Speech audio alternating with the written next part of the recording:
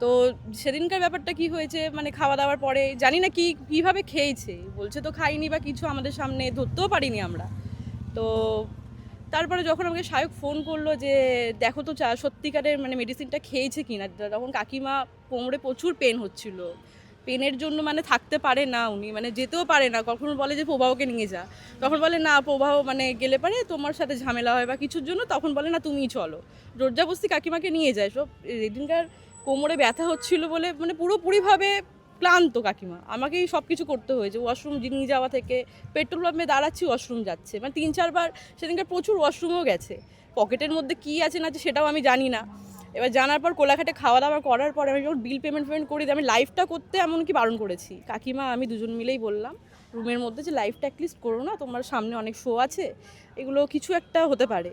কিছু শুনলো না, না আমি গুছিয়ে বলবো, আমার নিজের মতো নিজের মনের কষ্টটাকে বলবো। আমি বললাম কিসের কষ্ট, আমাদের তো বলছো, তুমি তোমার মাকে বলছো, আমাকে বলছো, সবাইকেই বলছো। তো এই নিয়ে বেরিয়ে গেল, আমরা কাকিমা আমি নিয়ে বেরোনো, গাড়িটা আস্তে আস্তে বেরালো, পকেট থেকে বার করেও তখনও কিছু একটা খেলো আমার মনে হলো, বাট বলছে তখন মৌরি খাচ্ছি, আমাকে ডিনাই করে গেল, বলছে মৌরি খাচ্ছি, কিন্তু বাট আমি বুঝতে পারছি কিছু একটা খাচ্ছে, আমাকে ধমক দিল, মানে ও বকাঝকা করে মাঝে মাঝে। সেদিনকে আমাকে মানে একটু মিসবিহেভ করলো বলে আমি সরে গেলাম, গাড়িটা নিয়ে আমি আবার তুললাম, বললো আমি পান খাবো, আমি বললাম ঠিক আছে, আমরা দুজনেই ড্রাইভার আর আমি পান নিতে বেরিয়ে গেলাম। তারপর হয়তো খেয়েছে নাকি বুঝতে পারছি না, মানে প্রচুরভাবে খেয়ে নিয়েছে জিনিসটা, মানে 78টা ট্যাবলেট খেয়েছে, মানে 4 পাতা। তো এইসব খাওয়ার পরে যখন কিছু চোখ খুলতে পারছে না বা যখন ওর সেন্সেই নেই, তখন আমাকে সায়ক ফোন করেছে, ফোন করে বলছে আগে তুমি ভেরিফাই করো যে কিছু খেয়েছে কি না। আদৌ ও ফটো পাঠিয়েছিল অনেক সায়ককে। সাহেব মাঝে মাঝে হ্যাঁ ফোন করে, কাজের জন্য ফোন করে, ওই হ্যাঁ কথা বলতে গিয়ে ফোন করে কথা বলতে গিয়ে সাহেব বুঝতে পেরেছে কিছু একটা হয়েছে। তখন তুই ওকে বলে যে এবার আমাকে যখন বললো যে কোথায় আছো তোমরা, এই আছো তোমরা, তখন আবার টোলে জ্যামে ফেসে গেছি পুরোপুরিভাবে, কিচ্ছু করার নেই, আমি রাস্তায় নেবে গাড়ি সরিয়ে যে কোনো অবস্থাতে আমি বললাম সাহেবটা তুমি যেই নার্সিংহোমে তুমি কনসার্ন করেছো, তুমি আমাকে এক্স্যাক্ট ম্যাপটা পাঠাও। ওই ম্যাপ ধরে গিয়ে আমার দেখাচ্ছিল 30 মিনিট ডিস্টেন্স, যেভাবে ও 20 মিনিটে আমি ঢুকিয়ে দিয়েছি, 20 মিনিটে ঢুকিয়ে ডক্টরকে কথা বলাই ছিল, মানে অ্যাপয়েন্টমেন্ট নেওয়াই ছিল লিভার ওয়াশ করার জন্য, মানে ওকে ধরে নাবানোও যাচ্ছে না, পুরো শরীরটাই পুরো ছেড়ে দিয়েছে, মানে মানে এতগুলো মেডিসিন কোনো হুঁশে নেই। ওকে নিয়ে সব কিছু করার পর দেখলাম যে যেইভাবে প্রসেসিং ওরা শুরু করে সেরকম মানে প্রচুর কষ্ট পেয়েছে, শারীরিক দিক থেকে বলো, মেন্টালি প্রিপেয়ার বলো, কিছু মানে এখনও কোনো দেখতে পাচ্ছি না যে ঠিক হবার মতো। দিদির দিক থেকে দিদির এখনো কোনো যোগাযোগ হয়নি কাকিমা, মানে এটা কোনো যোগাযোগ করেনি। তোমরা কি করেছিলে যে ঠিকঠাক করানো, যেটা হয় যেহেতু ও কান্নাকাটি করছে সবাই আমাদের সামনেই তো মানে আমরা প্রোগ্রামে যখন যেত সবাই তো একটা মানে টিম হয়ে গেছিলাম না, একটা পাপাইদা আমি দিদির মা, এবার সেই টিম হওয়ার শুনলে মানে যখন কথাবার্তা হতো, মনে কর প্রভাবর সাথে যখন ঝামেলা হচ্ছে, কাকিমা অনেকবার বোঝাতো যে কিছু করিস না, করার আগে থেকে বেরিয়ে আয়, অনেকবার বুঝিয়েছে, কিন্তু দিদি সেটা বুঝতেও চাইতো না, মানে কাকিমার সাথে ঝামেলা লেগে যেত, আমরা সেটাকে সামাল দিতাম, যেহেতু একটা প্রোগ্রাম করবো। রিলেশন থেকে কোনোদিন বেরিয়ে আসছে? হ্যাঁ, কখনো বেরিয়ে আসতে বলেনি, বুঝিয়েছে যে সব কিছু মিউচুয়াল করে নি, বাট অন্য কিছু করিস না, মানে মা তো অ্যাটলিস্ট মেয়েকে সবসময় সাপোর্ট করবেই। তো সেদিনকার ব্যাপারটা কি হয়েছে মানে খাওয়া দাওয়ার পরে জানি না কীভাবে খেয়েছে, বলছে তো খাইনি বা কিছু, আমাদের সামনে ধরতেও পারিনি আমরা। তো তারপরে যখন আমাকে সায়ক ফোন করলো যে দেখো তো সত্যিকারের মানে মেডিসিনটা খেয়েছে কিনা, তখন কাকিমা কোমরে প্রচুর পেন হচ্ছিল, পেনের জন্য মানে থাকতে পারে না উনি, মানে যেতেও পারে না। কখনো বলে যে প্রবাহকে নিয়ে যা, তখন বলে না প্রবাহ মানে গেলে পারে তোমার সাথে ঝামেলা হয় বা কিছুর জন্য, তখন বলে না তুমিই চলো, জোরজাবস্তি কাকিমাকে নিয়ে যায়। সব এদিনকার কোমরে ব্যথা হচ্ছিল বলে মানে পুরোপুরিভাবে ক্লান্ত কাকিমা, আমাকেই সব কিছু করতে হয়েছে, ওয়াশরুম নিয়ে যাওয়া থেকে, পেট্রোল পাম্পে দাঁড়াচ্ছি ওয়াশরুম যাচ্ছে, মানে 3-4 বার সেদিনকার প্রচুর ওয়াশরুমও গেছে। পকেটের মধ্যে কী আছে না আছে সেটাও আমি জানি না। এবার জানার পর কোলাঘাটে খাওয়া দাওয়া করার পরে আমি যখন বিল পেমেন্ট করি, আমি লাইভটা করতে এমনকি বারণ করেছি। কাকিমা আমি দুজন মিলেই বললাম রুমের মধ্যে যে লাইভটা অ্যাটলিস্ট করো না, তোমার সামনে অনেক শো আছে, এগুলো কিছু একটা হতে পারে। কিছু শুনলো না, না আমি গুছিয়ে বলবো, আমার নিজের মতো নিজের মনের কষ্টটাকে বলবো। আমি বললাম কিসের কষ্ট, আমাদের তো বলছো, তুমি তোমার মাকে বলছো, আমাকে বলছো, সবাইকেই বলছো। তো এই নিয়ে বেরিয়ে গেল, আমরা কাকিমা আমি নিয়ে বেরোনো, গাড়িটা আস্তে আস্তে বেরালো, পকেট থেকে বার করেও তখনও কিছু একটা খেলো আমার মনে হলো, বাট বলছে তখন মৌরি খাচ্ছি, আমাকে ডিনাই করে গেল, বলছে মৌরি খাচ্ছি, কিন্তু বাট আমি বুঝতে পারছি কিছু একটা খাচ্ছে, আমাকে ধমক দিল, মানে ও বকাঝকা করে মাঝে মাঝে। সেদিনকে আমাকে মানে একটু মিসবিহেভ করলো বলে আমি সরে গেলাম, গাড়িটা নিয়ে আমি আবার তুললাম, বললো আমি পান খাবো, আমি বললাম ঠিক আছে, আমরা দুজনেই ড্রাইভার আর আমি পান নিতে বেরিয়ে গেলাম। তারপর হয়তো খেয়েছে নাকি বুঝতে পারছি না, মানে প্রচুরভাবে খেয়ে নিয়েছে জিনিসটা, মানে 78টা ট্যাবলেট খেয়েছে, মানে 4 পাতা। তো এইসব খাওয়ার পরে যখন কিছু চোখ খুলতে পারছে না বা যখন ওর সেন্সেই নেই, তখন আমাকে সায়ক ফোন করেছে। ফোন করে বলছে আগে তুমি ভেরিফাই করো যে কিছু খেয়েছে কি না। আদৌ ও ফটো পাঠিয়েছিল অনেক সায়ককে। মানে আমার সাহেব মাঝে মাঝে হ্যাঁ। ফোন করে, কাজের জন্য ফোন করে, ওই হ্যাঁ। কথা বলতে গিয়ে ফোন করে কথা বলতে গিয়ে সাহেব বুঝতে পেরেছে কিছু একটা হয়েছে। তখন তুই ওকে বলে যে এবার আমাকে যখন বললো যে কোথায় আছো তোমরা, এই আছো তোমরা, তখন আবার টোলে জ্যামে ফেসে গেছি পুরোপুরিভাবে। কিচ্ছু করার নেই, আমি রাস্তায় নেবে গাড়ি সরিয়ে যে কোনো অবস্থাতে আমি বললাম সাহেবদা তুমি যেই নার্সিংহোমে তুমি কনসার্ন করেছো তুমি আমাকে এক্স্যাক্ট ম্যাপটা পাঠাও। ওই ম্যাপ ধরে গিয়ে আমার দেখাচ্ছিল 30 মিনিট ডিস্টেন্স, যেভাবে হোক 20 মিনিটে আমি ঢুকিয়ে দিয়েছি। 20 মিনিটে ঢুকিয়ে ডক্টরকে কথাবার্তা বলাই ছিল, মানে অ্যাপয়েন্টমেন্ট নেওয়াই ছিল লিভার ওয়াশ করার জন্য। মানে ওকে ধরে নাবানোও যাচ্ছে না, পুরো শরীরটাই পুরো ছেড়ে দিয়েছে। মানে মানে এতগুলো মেডিসিন কোনো হুঁশে নেই। ওকে নিয়ে সব কিছু করার পর দেখলাম যে যেইভাবে প্রসেসিং ওরা শুরু করে সেরকম প্রচুর কষ্ট পেয়েছে। শারীরিক দিক থেকে বলো, মেন্টালি প্রিপেয়ার বলো, কিছু মানে এখনও কোনো দেখতে পাচ্ছি না যে ঠিক হবার মতো। দিদির থেকে শুনছিলাম যে প্রভাও চাইতেন না মেয়ে আপনার সঙ্গে বা পরিবারের কারোর সঙ্গে যোগাযোগ রাখুন। থেকেই মানে বিয়ের আগে থেকেই প্রথম থেকেই না, বিয়ের আগে থেকে না, তাহলে বিয়েটা হতো না। যদি আমার মেয়েই ঘুরে বেড়াতো একদম যে মায়ের সাথে রিলেশন রাখবে না বলে এত দূর মেয়ে স্টেপ নিয়েছে, মাকে ছাড়তে পারবে না বলে। কিন্তু বিয়ের আগে যদি এরকম কড়াকড়ি নিতে আমার মানে বিয়েটাই হতো না। আর মানে ওর শ্বশুর বাড়ির এতজনকেও এত ভালোবাসতে আমরা দেখেছি, আমরা ভিডিওতে সবাইকেই ভালোবাসে বলে, 31st আমাকে বললো মধু তুমি একটু অ্যাডভান্স বেরোবে, আমি একটু কোয়েস্টে যাবো, আমার কিছু কেনাকাটার আছে। 31st যেহেতু দিদির জামা কাপড় কেনা হয়নি, নতুন জামা কাপড় শো করে। এবার আমাকে বললো অ্যাডভান্স বেরোতে, অ্যাডভান্স বেরোলাম। আমাকে বললো কোচের ব্যান্ডটা কোথায় আছে একটু দেখো, কোন ফ্লোরে।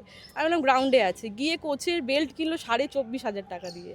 আমাকে বললো প্রভাবর একটা না ইয়ে লাগবে, লাগেজ ব্যাগ লাগবে, তা কোনটা ভালো হবে। তো সামনে স্যামসোনাইট বলে একটা ব্যান্ড পেলাম, ওটাতে ঢুকলাম, ওটাতে ভিজিট করলাম।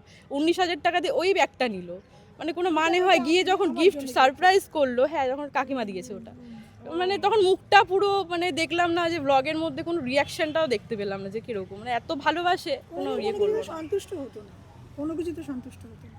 প্রবাহকে আমরা দেখেছি খুব ভালো রাখতে চাইতো। প্রবাহ কি মানে এই যে ভিডিও করা এগুলো কোনো সমস্যা ছিল প্রবাহ, মানে কোনোদিন এরকম হচ্ছে? কারণ ভিডিও ব্লগ ভিডিও নিয়ে কোনো সমস্যা কিছু নেই। কিছু বলে মেন সমস্যা কাকিমাকে শোতে যেতে দেবে না, মানে কাকিমার কোনো যোগাযোগ থাকবে না, থাকবে না। সেটা আমি জিজ্ঞেস করেছিলাম যে আমি কি করেছি, আমি এত তো ওদের কাছে কেন খারাপ হলাম, কি করে সেটা প্রমাণ দাও তোমরা, আমার কি ফল্ট আছে তোমরা সেটা বলো। আমি বললাম না, খুনি আসামিদেরও মানুষ বলে খুন করেছে, কিন্তু আমি কি অন্যায়টা করি সেটা আমাকে প্রমাণ দেখাও তোমরা, যার জন্য মেয়ের সাথে আমি যোগাযোগ রাখতে পারবো না। আমি যদি সত্যি খারাপ, আমি মেয়ে কি যোগাযোগ রাখতো? মেয়ে আমি সেটা প্রমাণ দেয়, কোনো উত্তর ছিল না, কোনো উত্তর ছিল না যে মা আমি কি অন্যায়টা করেছি, মেয়ের সাথে আমি যোগাযোগ রাখতে পারবো না। আমি দিনে 10 বার করে ফোন করি। আমি 28 বছরের বয়স করে একটা মেয়েকে বিয়ে দিয়েছি, আর মেয়ের একটু ওতপ্রোতভাবে সবসময় থাকতাম। আমার মেয়ে স্কুল কলেজ সবসময়, কলেজেও আমি গিয়ে আমি বসে থাকতাম নিচে, মেয়েকে একা কোনো দিন বেরোতো না, নিচে বসে থাকতাম, কলেজ শেষ হতো তারপর আমি কলেজ সাক্ষী আছে, নেতাজিনগর ডে কলেজ সাক্ষী আছে। এইভাবে আমি ওর সঙ্গে জড়িয়েছিলাম। সেই মেয়েটা যখন চলে গেছে না, প্রত্যেক মায়েদেরই মনে হয় একটা ডিপ্রেশন হয়, মেয়েরা চলে গেলে, লক্ষ্মী ঘর থেকে বিদায় হলে খালি হয়ে যায় মানুষ। তা আমার মেয়েও তাই হয়েছিল। আমি যখন মেয়েকে একটু ফোন করতাম, হ্যাঁ আমি জানি আগেরকার দিনে মায়েরা কোনো যোগাযোগ করতে পারে না, চিঠির মাধ্যমে হতো, এখন ফোনে সব কিছুই হয়।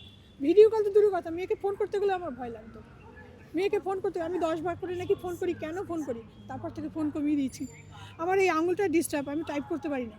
আমি ভয়েস দিতাম, কী রে কী করছিস, কিছু খেলি, কী করছিস, ঠিক আছিস।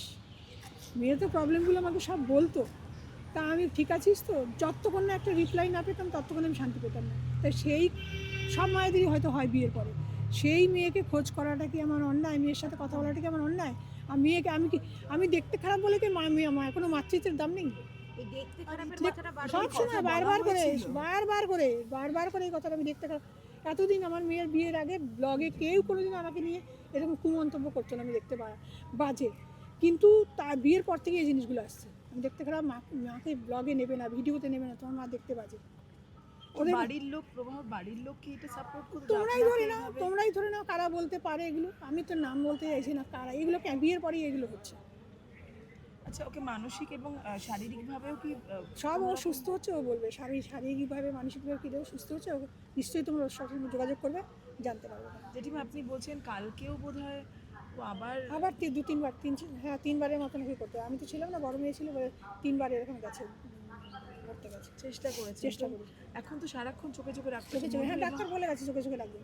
আপনারা সবসময় সারাক্ষণ রয়েছেন, কিন্তু হ্যাঁ। এইভাবে মানে কতদিন বা কি ভাবছেন, কতদিন হাসপাতালে বেশ কয়েকদিন রাখতে হবে বলেছে, ছাড়বে না। এখন যা দেখে এলাম তো পুরো মানে ঘোরেই নেই, মানে আমাকে বলছে বসতে, সেটাও বলতে পারছে না। দেখে এলাম যেটা মানে একটু তো ভালো ছিল, আবার একটু ভালো ছিল, কালকে আমি ভালোই দেখতে আজকে দেখে দুপুরে গেলাম, কিছুই খেলো না দেখে, একটু দেখলাম। আমাকে নার্সও বললো যে কিছু খাইনি এখনো, দুপুরবেলা লাঞ্চও করিনি। আমি তো ভেবেছিলাম 7 তারিখ মানে কাল অবধি রেস্টে রেখে আমার 8 তারিখ থেকে আবার শোতে ফেরাবো, কিন্তু এখন জানি না কতটা কি হবে। মানে আরো কয়েকদিন তাহলে বলছে যে ডক্টর যেটা বলবে, যদি না মেন্টালি ভাবে যদি না প্রিপেয়ার হয় তাহলে কি করে, মানে শরীরটাও যদি না ঠিক থাকে তাহলে তো কিছুই করা যাবে না। আচ্ছা, একটা বিষয়ে প্রভাবর কি এই সমস্যাটা শুধু ছিল নাকি ওর পরিবারের, মানে শ্বশুরবাড়ির কেউই চায় না যে যে সংসার মানে বাপের বাড়ির সঙ্গে যোগাযোগ রাখুক? শ্বশুর প্রথম দিকে হয়েছিল ফ্যামিলির সাথে যোগাযোগ রাখতে পারে না, শেষের দিকে যেটা হলো মাঝখানে একবার খবরও পেয়েছিলাম আমি যে ঘর থেকে বার করে দিয়েছিল, কাকিমার বাড়িতে ছিল, এটাও তো উচিত ছিল না বার করে দেওয়াটা। তাও সেই রিলেশনে তাও হ্যাঁ, মেয়ে জোর করে গেছে, বারবার করে তাও ঠিক ছিল, মানে মানিয়ে নিয়ে গুছিয়ে নিয়ে সব কিছু ছিল। পুলিশও ফোন করেছিল চন্দননগর থানা থেকে যে তোমাদের কিছু সমস্যা হচ্ছে কিনা। দিদি তখন বলেছিল না আমার এখন কোনো সমস্যা নেই, আমি এখন ভালো আছি। মানে যখন বার করে দেয় 2 মাস থাকে কাকিমার বাড়ি, তারপর থেকেও ঠিক ছিল, 2 মাস ছিল, প্রায় 2 মাস মানে বার করে দিয়েছিল, তাড়িয়ে দিয়েছিল ঘর থেকে। তখন প্রভাও কিছু বলেনি যে না কিছু না, ওকে বার করে দিয়েছিল। সবসময় বলতো বেরিয়ে যাও না, আছো কেন বাড়িতে, বেরিয়ে যাও না, আছো কেন, সবসময় কথা বলতো। তোমার তো যাওয়ার জায়গা নেই, ওর যাওয়ার জায়গা নেই। এখন পুলিশ কেসের কথা কিছু ভাবছেন যে কবে নিয়ে যাচ্ছেন? ব্যাস।